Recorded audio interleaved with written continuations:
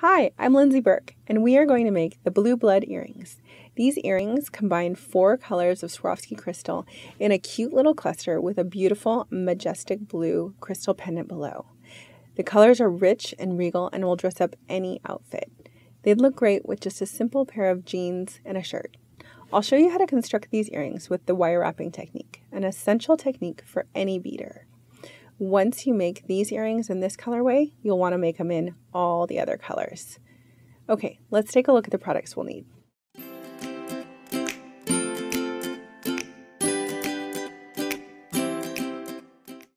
Okay, for this project, we'll need 12 of the 4mm Swarovski Bicones in Majestic Blue, 8 in the Fuchsia, 8 in the Blue Zircon, and 8 Purple Velvet Bicones. We'll also need 2 of the 16mm pear pendant, also in Majestic Blue, 32 silver-filled head pins in 26 gauge, 1 foot of 26 gauge silver-filled half-hard wire, and then also 1 pair of silver-filled ear wires. For my tools, I'll be using round nose pliers, chain nose pliers, and wire cutters. Okay, I'm going to walk you through how to make one of the earrings in the pair. You'll want to repeat everything for the second one. First of all, you want to create wire-wrapped pendants with 4 bicones of each of the colors. We'll set 2 of the Majestic Blue bicones aside to use later.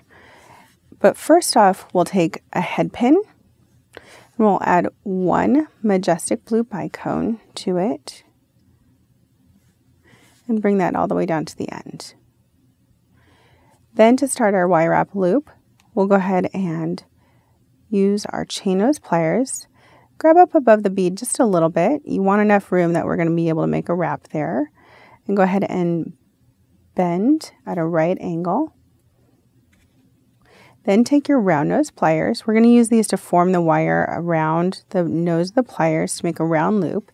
Grab back from the bend a bit, roll towards you, and bring the wire around, forming the wire around the pliers, you can see, nice and tight. And then we're going to go ahead and take our chain nose pliers again. Just grab the loop itself so you have something to hold on to. And then with our hands, our fingers, go ahead and grab the wire and just wrap down to the bead. And then go ahead and take your wire cutters and cut off the excess wire, just like that. And then you have 1 wire wrapped pendant, and we'll set that aside. Let me show you how to do that one more time here. Head pin, we're going to put 1 bicone bead on, slide that down to the end. And then with our chain nose pliers, grab up above the bead just a bit, bend at a right angle,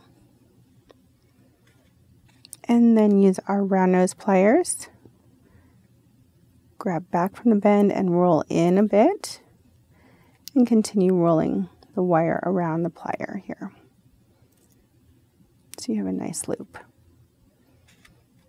Then with your chain nose, grab the loop just to hold on, and then wrap your wire all the way down to your bead, just till it hits the bead. Should be about 3 wraps, as you can see, and then we'll go ahead and cut the excess wire. So you're going to want to repeat this process 4 times. So you have 4 pendants in the Majestic Blue, 4 in the Blue Zircon, 4 in the Fuchsia, and 4 in the Purple Velvet. Okay, I'll go ahead and take care of that, and I'll be right back. Okay, so I've got all 4 of the wrapped pendants done in each of the colors for a total of 16 wrapped pendants. Right now we don't need those yet. We're going to use those in just a second.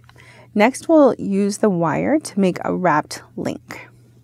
So you're going to start about an inch down, inch and a half down from the top of the wire, bend at a right angle, And then do the same that we did before to make the loop. However, we're going to make a little bit larger loop because we're going to put the pendant in it. So I want to work about here on my pliers to make a little bit larger of a loop so it fits in there. So again, grabbing back from the bend, rolling my wire around, and pulling that tail around, forming it all the way around the plier there.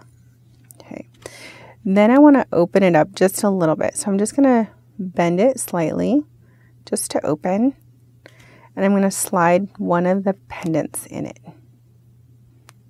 So this is why the loop has to be big enough so that this pendant can fit in here. You can see that fits nicely and it still wiggles, still going to have some movement. Okay, next I'm going to go ahead and grab the loop. I want to make sure not to crack my pendant or anything, so just grabbing the wire here just so I can hold on. And then I'm going to go ahead and wrap 3 times again.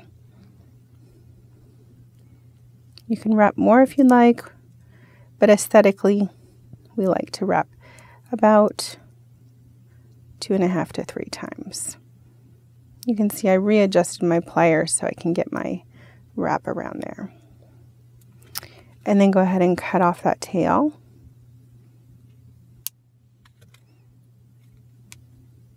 And there we have the first part of the link, the bottom part of the pendant here. Next, I'm going to take one of those bicones, the Majestic Blue bicones that we set aside earlier, and go ahead and slide that on the wire. And that's going to sit right above the pendant here. Okay, now we're going to start the cluster.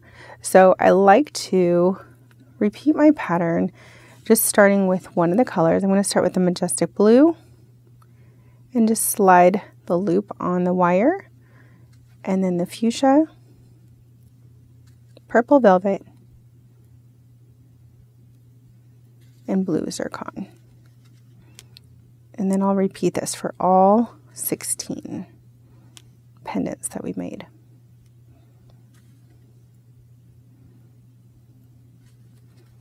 Just adding them to the wire here.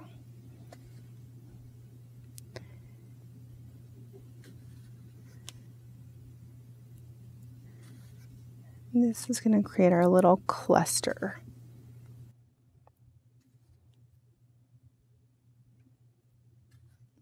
And then the last couple.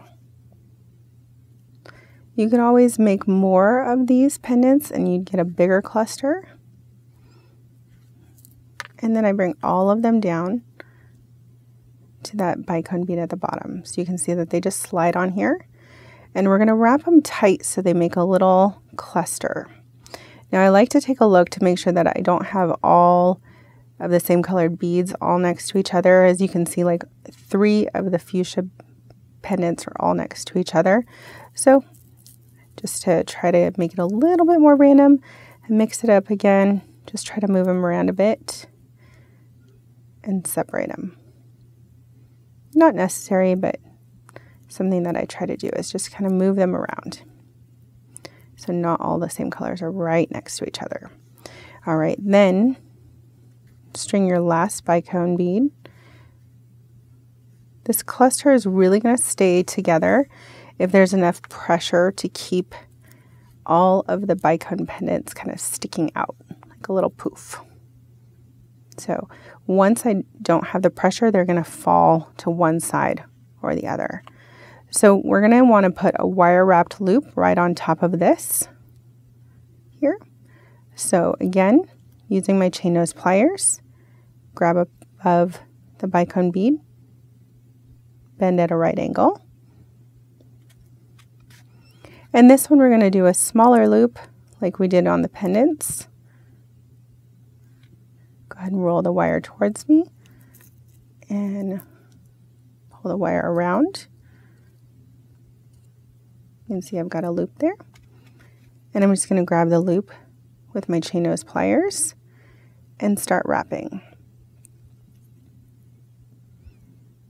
This one might be a little bit more wraps as we go because we want to have a lot of tension. See how it's still a little floppy? I'm going to keep wrapping just a few more times and it's going to get a little tighter. You can see it doesn't flop around anymore. It's a nice little poof.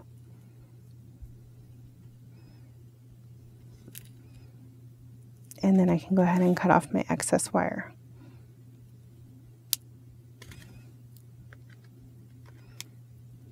And there you have it.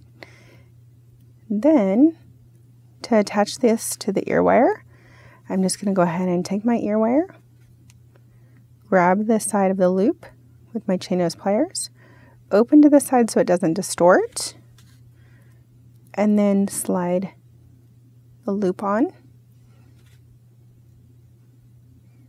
Close that up,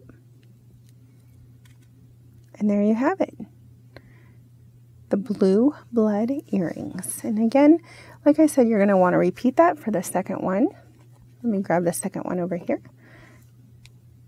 And there you have it, a cute little pair. Try this in all the other color variations that you can. There's lots of fun colored bicones to play with. You can find this and many more projects at fusionbeads.com.